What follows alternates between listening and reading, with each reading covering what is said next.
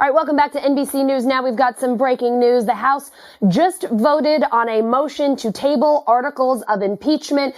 Joining me now, legal analyst Danny Savalas. He's going to break all of this down.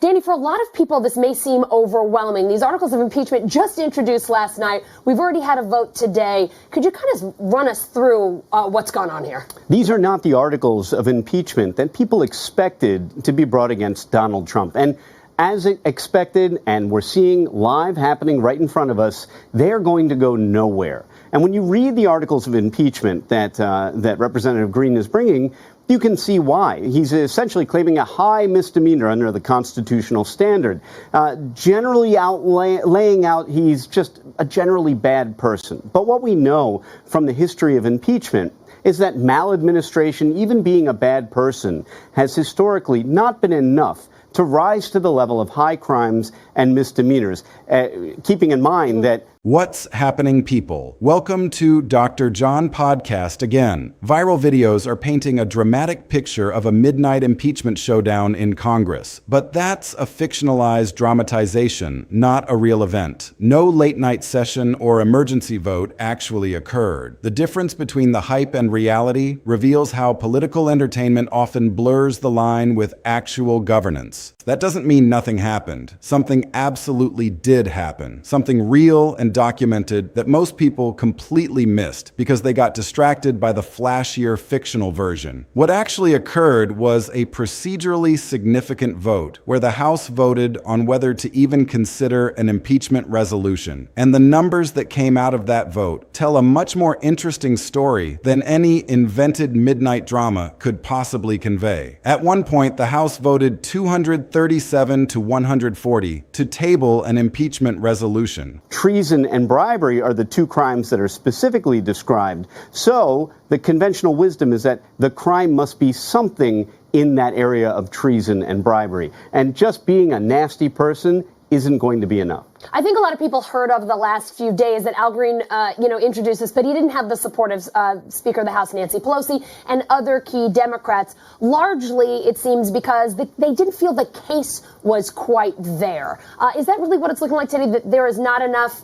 The case just isn't there. That perhaps this could come up down the road, but we just, as you said, don't have enough to bring him on being a bad person, for example. Right. It's not even close, and that's what we're seeing as the House votes. Mm-hmm. We're seeing this being an overwhelming defeat on the motion to table is going to be granted. This is going to go away relatively quickly, almost a day after it began. And the reason simply is, in light, especially in the wake of the Mueller report, which investigated Russia collusion, obstruction of justice, all of those things were, in Trump's mind, a clean bill of health. Which means the majority voted to kill the measure procedurally, ending its consideration without ever having a substantive debate on the actual charges. That's a procedural defeat for anyone who wanted to move forward with impeachment, no question about it. But here's where it gets fascinating. Look at that second number carefully, because it's the real story hiding inside what looks like a straightforward defeat. 140 members of Congress went on the record by name in a formal roll call vote, supporting the idea of moving forward with impeachment, even as the measure itself was being killed. That's not a fictional midnight eruption. That's a real documented named vote count that tells you exactly how much actual support existed at that moment for pursuing impeachment. Not a guess, not a dramatization, not someone's opinion about how Congress felt, an actual roll call that anyone can look up right now if they want to. But now you have these sort of generalities talking about the president just being generally unfit to hold office with some specifics. But again, this has been tried in the past. Andrew Johnson was arguably impeached really because he was apparently a really, really unlikable person. But the reason was not unlikability. It was violation of the Tenure in Office Act, violation of a federal statute that gave them the grounds to even begin to impeach. This does not rise to the level of Johnson's impeachment. Now, because this went away so quickly today, would it be safe to assume we might not see it again for a little while, or is this something that could perhaps come down down the road? I know a lot of people are looking forward to next week. They know that the Mueller testimony is coming. Could certain other events precipitate maybe articles of impeachment being introduced again when there is perhaps more to go on? The mere fact that these articles of impeachment were probably hopeless from the beginning doesn't mean they didn't have a purpose. Okay. They may be part of some larger, long game. And that real vote pattern has continued well into the current term. In more recent years, well over 100 lawmakers have backed various resolutions and articles accusing Trump of all kinds of things, waging an unauthorized conflict in Iran, attacking the independence of the courts, and abusing emergency powers in ways that critics say go far beyond what the Constitution allows. These aren't just random accusations either. They're backed by detailed legal arguments and specific documented conduct that this series has covered extensively across previous scripts. The filings are real, they're publicly available, and the specific lawmakers backing them are named and on the record. That part is completely true and absolutely worth paying attention to. What hasn't happened is what the fictional midnight session implies. Those filings have not cleared the Judiciary Committee, have not been brought to a full House floor vote. Chess strategic move that people in the House, including Al Green, are planning. What purpose did today's vote serve? It really served the purpose of laying out how egregious Trump's behavior was on Twitter and the view that the House had about how egregious those tweets and his comments and his general unfitness for the office. To some degree, that's gotten out in the public, that plus a resolution, and that may play in later on to the long game of the Democrats who want to see Trump removed.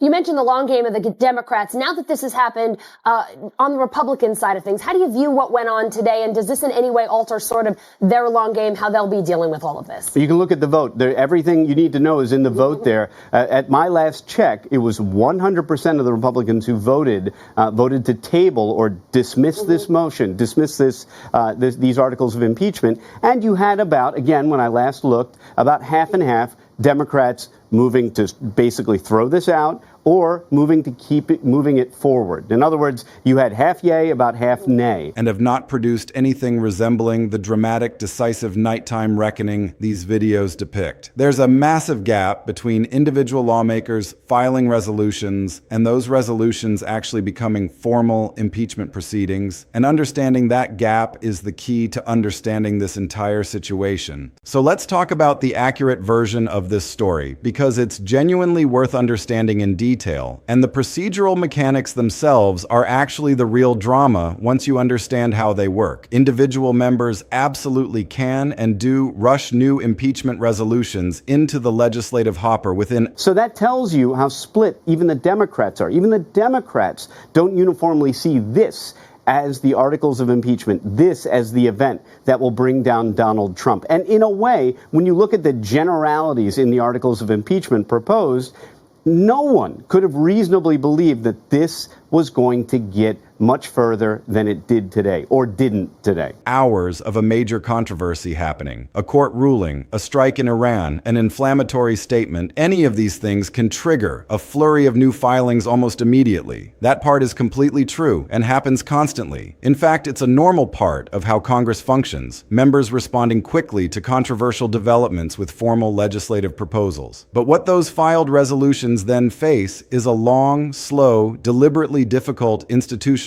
process that very few people understand fully. Referral to committee, leadership decisions about whether to advance them, hearings that may or may not ever happen, whip counts to gauge actual support, and ultimately, if they ever get that far, a floor vote requiring a simple majority to impeach and a 2/3 Senate supermajority to convict. Papers rushing in is real. Papers turning into removal is an entirely different, much slower, and much more difficult story that rarely ends the way activists hope it will. Let's walk through the actual mechanics here, because understanding precisely how impeachment resolutions move, or more often don't move, through Congress is the clearest possible antidote to any midnight session fiction. Start with what actually happens when a member files a new impeachment resolution, because the process itself explains why these efforts almost never produce dramatic immediate results, regardless of how much genuine anger exists behind them. any single member of the House can introduce articles of impeachment at essentially any time for any alleged misconduct they believe rises to the constitutional standard of high crimes and misdemeanors. This is a real constitutionally available tool and has been used dozens of times against Trump across both his terms, covering an enormous range of alleged conduct from foreign policy abuse of power to incitement connected to January 6th and now more recently unauthorized war-making in Iran and attacks on judicial independence. Filing the resolution itself takes minutes. A member can draft language and submit it to the House the same day a controversy breaks, which is exactly why papers rush in so quickly after major Trump controversies. But filing is the very first step of a process that the Constitution and House rules deliberately make slow and difficult from that point forward. Once filed, a resolution typically gets referred to the House Judiciary Committee, where it can sit indefinitely unless committee leadership decides to hold hearings and move it forward, or unless House leadership more broadly decides the political calculation favors advancing it to a floor vote. This is where the vast majority of impeachment resolutions against Trump have died, not through a dramatic vote rejecting them, but simply through the quieter mechanism of never being taken up at all. That's importantly different from the fictional midnight session framing, which implies dramatic, decisive action happening quickly. The actual reality is closer to a resolution sitting in committee unaddressed for months or years, unless specific political conditions create pressure to act. Now, the alternative path, and this is where the real documented vote becomes so instructive, sometimes rather than letting a resolution simply sit in committee, House leadership brings it to the floor, specifically for a vote to table it, meaning a vote to formally set the resolution aside and end its consideration without ever debating or voting on the actual underlying impeachment charges themselves. Tabling is a procedural mechanism, not a vote on guilt or innocence. It's essentially a vote on whether to even continue considering the question at all. When that specific vote happened, 237 members voted to table, effectively killing the resolution procedurally, while 140 members voted against tabling, meaning they wanted the impeachment process to continue rather than be shut down at that early stage. Here's why that 140 number matters so much more than any fictional midnight drama could convey. It's a real named on the record data point about exactly how much support existed at that specific moment for continuing to pursue impeachment through formal process. Anyone can look up exactly which members voted which way. That's not speculation about Congress erupting. It's documented, verifiable political reality, member by member, vote by vote. And it's genuinely more useful than any dramatized scene because it lets you track actual momentum over time by comparing vote counts across different resolutions and different moments, rather than relying on a commentator's characterization of how furious Congress supposedly was in some specific late-night scene that may or may not have actually happened as described. Now, the current wave connects directly to material this series has covered extensively elsewhere. The resolutions and articles, now attracting more than 100 lawmakers' support, focus on the Iran war authorization questions we've covered in detail, the pattern of attacking judicial independence we've traced, and the broader emergency powers overreach this series has documented across multiple scripts. These aren't invented grievances dressed up for a fictional scene. They're the same real substantive concerns this series has independently verified across dozens of separate scripts, now being formally cited in actual filed congressional resolutions. The 100-plus lawmaker figure, if accurate to current reporting, would represent genuine substantial support. But genuine substantial support and a Judiciary Committee vote, let alone a floor vote or Senate conviction, remain separated by exactly the same procedural distance this series has covered before. Committee action, leadership decisions, whip counts, and ultimately a threshold that has never once been cleared in American history against any president. Let's think through what this all means once the fictional midnight scene is replaced with the actual mechanics, and you start to see a much more complex and honestly more interesting picture emerge. The first thing to lock in is the correction. There is no formal, constitutionally recognized midnight impeachment sitting that has occurred, and channels using this exact framing typically admit as much in their own descriptions. What's real is the ordinary, slower process of resolutions being filed, referred to committee, and in some cases brought to procedural votes like the tabling vote. A real, documented, and genuinely informative event that requires no dramatization to be significant. The second thing to understand is precisely why a tabling vote is more revealing than any fictional emotional eruption could be. It converts abstract anger into a concrete, permanent named record. Every member who voted against tabling that resolution is on the record by name, supporting continued impeachment consideration at that specific moment. A fact that campaign opponents, historians, and future accountability efforts can reference precisely, unlike a vague characterization of Congress erupting that exists only within a commentary video's narration. The third thing that deserves attention is the current 100-plus lawmaker figure. If that number is accurate to current reporting, it represents substantial real support for impeachment articles citing the Iran war authorization questions and judicial independence attacks. This series has documented extensively elsewhere that's worth taking seriously on its own terms as an indicator of where genuine congressional sentiment currently sits, without needing to dress it up as an imminent dramatic reckoning that the actual procedural mechanics don't currently support. The fourth thing is the distinction between papers rushing in and papers succeeding. That's the single most important mechanical fact in this entire story, and it deserves to be stated as plainly as possible. Individual members filing impeachment articles quickly after a controversy is real, common, and constitutionally unremarkable. It happens within the normal everyday functioning of Congress and requires no institutional buy-in beyond the individual member's own decision to file.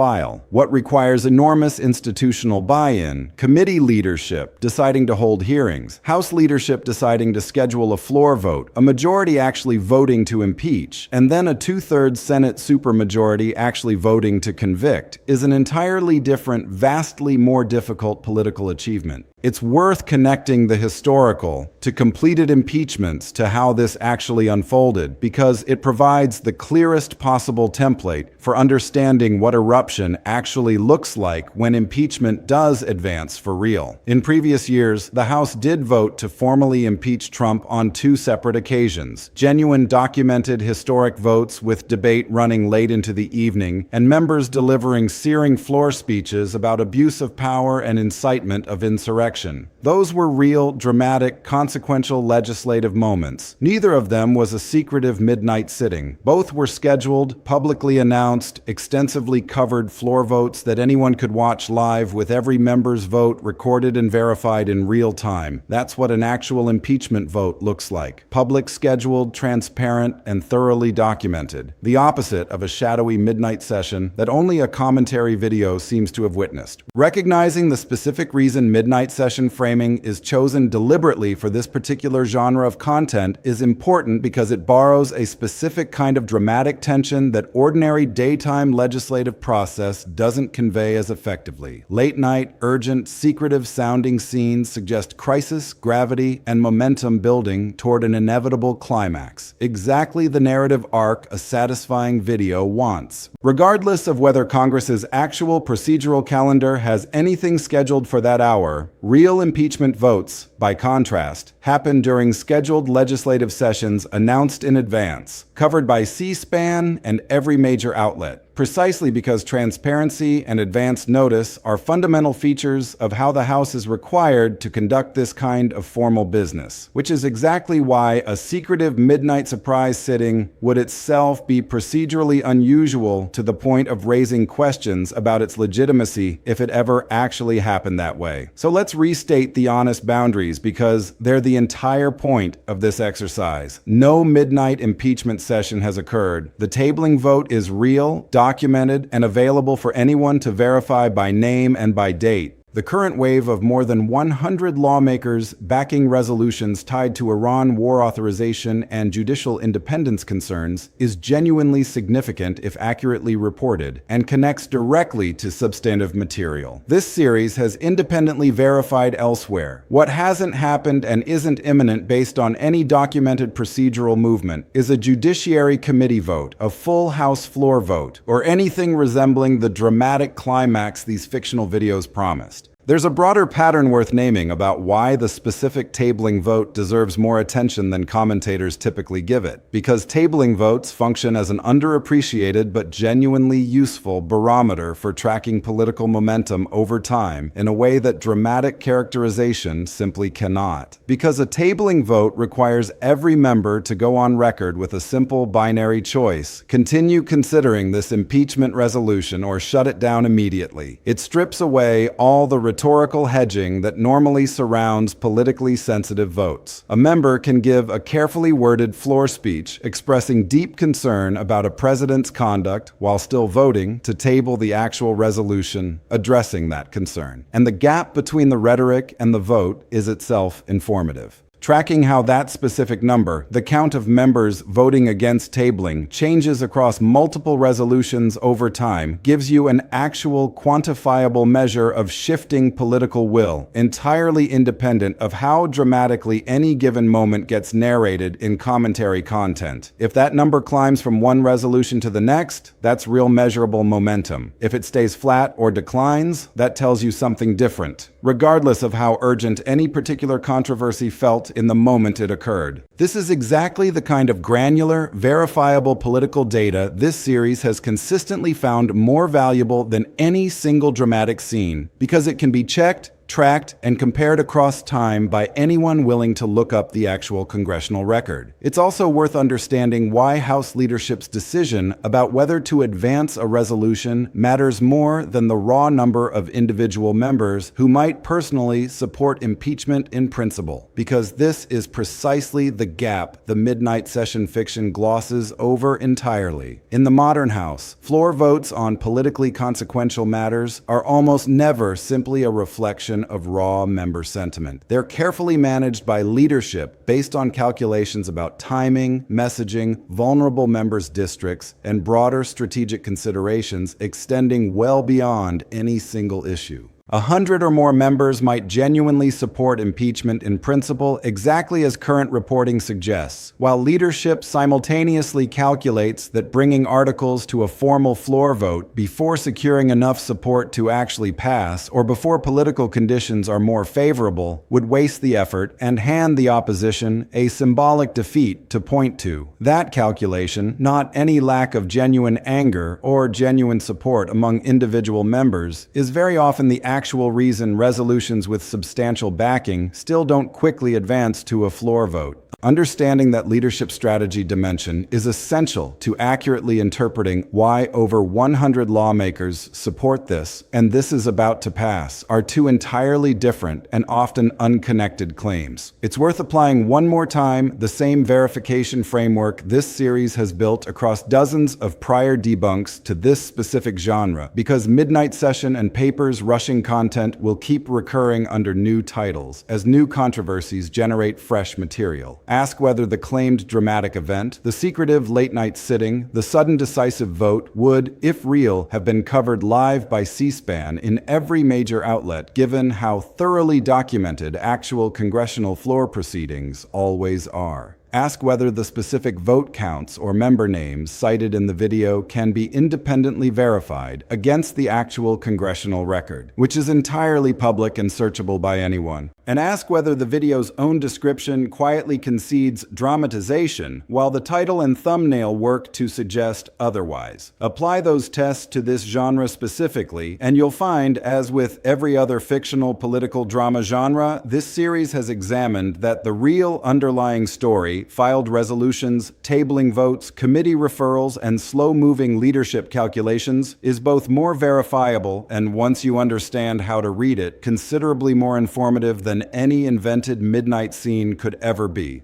Let's also spend real time on why late-night legislative sessions do occasionally happen in genuine, non-fictional form, because understanding the actual reasons Congress sometimes works past midnight helps distinguish the real phenomena from its fictional counterpart. The House and Senate genuinely do occasionally hold sessions running late into the evening or even past midnight, typically around must-pass deadline legislation, like government funding bills, complex conference committee negotiations that run long, or in genuinely historic circumstances, like the actual impeachment votes. Floor debate on a matter significant enough that leadership scheduled extended debate time to allow every member who wanted to speak the opportunity to do so before the vote. Those late nights are real, documented, and often genuinely dramatic, but their schedule is announced in advance, covered live by every major outlet's Capitol Hill correspondents, and produces a specific verifiable vote at a specific recorded time. The fictional midnight session content borrows the general texture of these real late-night sessions, the exhaustion, the urgency, the sense of history unfolding, while inventing a specific dramatic outcome that didn't occur on any specific date anyone can verify, recognizing that the real phenomenon exists just without the invented climax is exactly the kind of nuanced understanding this series tries to model, not dismissing every element of a fictional video's texture as impossible, but carefully separating which specific elements are genuinely documented from which specific elements are invented to manufacture a satisfying but false conclusion. There's also a useful historical pattern worth drawing out about how impeachment momentum has actually built over time in prior successful efforts, because it provides a template for what genuine, non-fictional momentum looks like as opposed to a single dramatized night. The Nixon impeachment process, often remembered in compressed popular memory as a swift reckoning, actually unfolded over many months, with the House Judiciary Committee conducting extensive hearings, gathering evidence, and only after that lengthy process voting on specific articles of impeachment, a process that ultimately never reached a full House floor vote at all because Nixon resigned once it became clear the votes existed to impeach and likely convict. That's a genuinely different and in some ways more instructive template than either of Trump's actual completed impeachments, because it shows momentum building gradually and cumulatively across many separate committee hearings and evidentiary developments rather than erupting suddenly in any single dramatic session. If the current wave of Iran war and judicial independence focused resolutions this series has covered ever does build toward genuine momentum, the Nixon template suggests it will look like exactly what's already happening. Incremental filings, growing vote counts on procedural questions like tabling motions, and gradually shifting committee dynamics rather than a single midnight eruption that resolves the entire question in one dramatic sitting. It's also worth thinking through what would actually need to change for the current 100-plus lawmaker figure to translate into genuine forward momentum, because that pathway, while difficult, is specific and trackable rather than mysterious. House leadership would need to calculate that advancing articles to a Judiciary Committee vote serves the party's broader strategic interests, weighing factors like upcoming elections, the specific political vulnerability of members in competitive districts, and the broader public reception of the underlying allegations. The Judiciary Committee itself would need to hold hearings, take testimony, and ultimately vote on whether to recommend articles to the full House. If that committee vote succeeded, the full House would then need a majority to actually vote to impeach, a different and generally easier threshold than the two-thirds Senate conviction requirement, though still requiring more support than the current 100-plus figure represents in a chamber with several hundred total members. And then finally, the Senate would need to conduct a trial and reach the two-thirds threshold for conviction, a bar that has never once been cleared in American history, regardless of the severity or clarity of the underlying alleged conduct. Every one of those steps is a real specific trackable institutional decision point, entirely different from the single undifferentiated moment of eruption these fictional videos depict. So watch these specific institutional developments going forward, because they represent the actual mechanism by which this real story could genuinely advance, as opposed to any fictional midnight resolution. Watch whether the Judiciary Committee schedules any hearings specifically addressing supporting the current Iran war authorization or judicial independence-focused resolutions. Since committee hearings represent genuine forward institutional movement, distinct from resolutions simply sitting unaddressed. Watch whether any future procedural vote similar to the tabling vote produces a meaningfully higher number of members voting against tabling, since that specific comparable metric would represent real, measurable, verifiable momentum rather than a vague sense that Congress is angrier now than before. Watch whether House leadership makes any public statement about strategic calculations regarding impeachment timing, since leadership's own stated reasoning when it emerges is far more informative than any commentator speculation about what Congress is secretly planning. And watch the actual congressional calendar and floor schedule, which is entirely public, for any indication that impeachment-related business has actually been scheduled for debate or a vote. Because if that ever happens, you won't need a fictional video to tell you about it. It will be covered live, scheduled in advance, and verifiable by anyone checking the House's own public records. Here's the bottom line on all of this. Capitol Hill has not erupted in any midnight session that impeached Trump, and channels using that exact framing generally admit in their own fine print that they're dramatizing a scenario rather than reporting an actual event. What's real and genuinely worth your attention instead is the documented, trackable, procedural reality, a real vote that put 140 members on the record supporting continued impeachment consideration, a real and ongoing wave of more than 100 lawmakers backing current articles tied to the Iran war and judicial independence, and the same historically unmet two-thirds Senate threshold every prior impeachment effort against any American president has faced. That's not as cinematic as a secretive midnight sitting, but it's better because you can actually verify every piece of it by name, by date, by roll call, rather than taking any commentator's word for what supposedly happened after dark in a room nobody else was apparently allowed to film. The mechanics are the real story, and they're more interesting than the fiction once you understand how to read them.